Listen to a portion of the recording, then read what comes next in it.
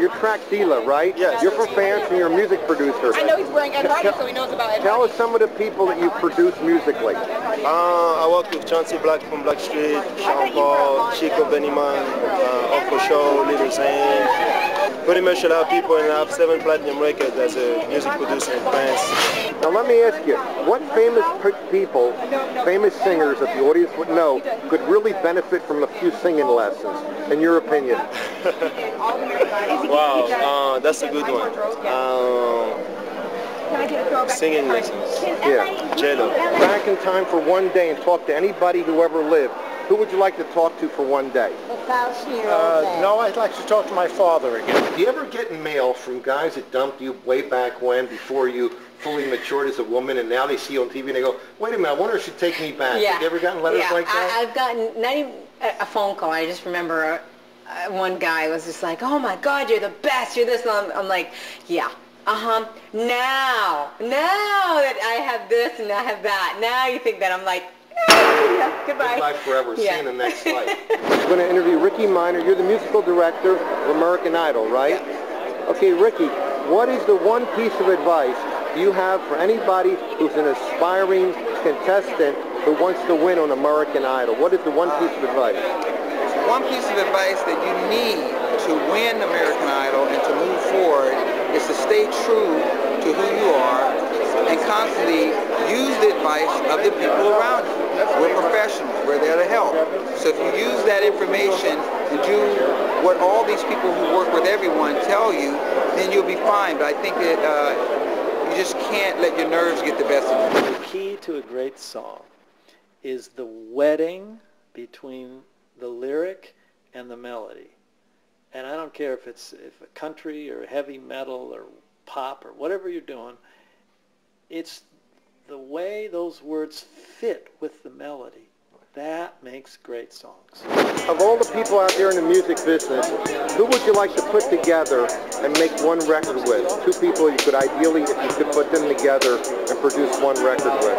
I would put together Seal and Sade together and do a duet with them. I think it would be awesome. Okay. In a lot of the reviews, has been rated 4 stars, which is so special to me. Cool. Yeah, absolutely. And then the other thing is that people that don't even speak Spanish have been like, wow, I don't have a word, I don't have a clue what you're saying, but I can understand what you're saying. It's like they say it translates well, they can tell my passion and what I'm trying to say. The feeling comes through. Right, and so what I did was I actually wrote the English meaning to all the songs. So if you go to my website or you go to MySpace, you can see on there, on the left-hand side, I put all the, the Spanish words, and then on the right, I put the English meanings. What urban myth, or what is the biggest misconception about the Doors, that if you could get on the world stage and talk to people at work for 1 minute, what would you tell them? Stop saying that. Jim's dead. Okay. I love Jim for his artistry, but he was an alcoholic, and it took him out. And so I want people to, especially young people, to, take a look at that. I like I'm 63, and I still am kicking for another 20 or so on playing live. Right. And so I'm an example of a different road. Right. Not dissing Jim because he was a genius, but, he would. In time has made me reflect that he was meant to make a big impact and quickly, like a shooting star, be out of here. Right. And I'm on a longer road. Right. So it's a good example for kids. You choose your road. Right. Now let me ask you, if you were asked to appear in a movie, who would you love to do a love scene with in a movie? What famous actress? Halle Berry. I'd like to do a song with that you've never had the opportunity to record with, of all the people in the music industry. Wow, so many people, I always wanted to go in the studio just with Stevie Wonder and myself. Nate, can I ask you a question? What's the wildest thing you ever did to impress a woman?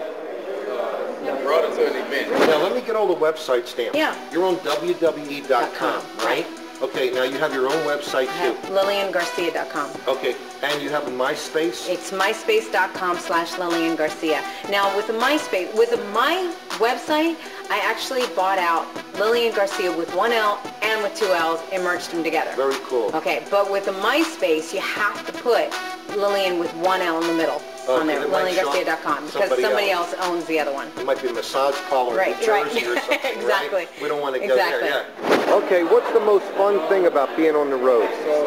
Wow, the most fun thing about being on the road, first of all, I love traveling, and I love all the different experiences of all the different places, and learning about the new places, and shopping in all the different places or different countries, because there's always something new that you can buy or something different that you may want to take home. There's an African term called Latima, the period between 14 years old and 27, where the elders should kind of monitor those kids in there in Latima, because, you know, they're full of this great energy that's going to change the world, but they could take themselves out, you know, self-destruct or whatever. It's so interesting that old concept stops at 27.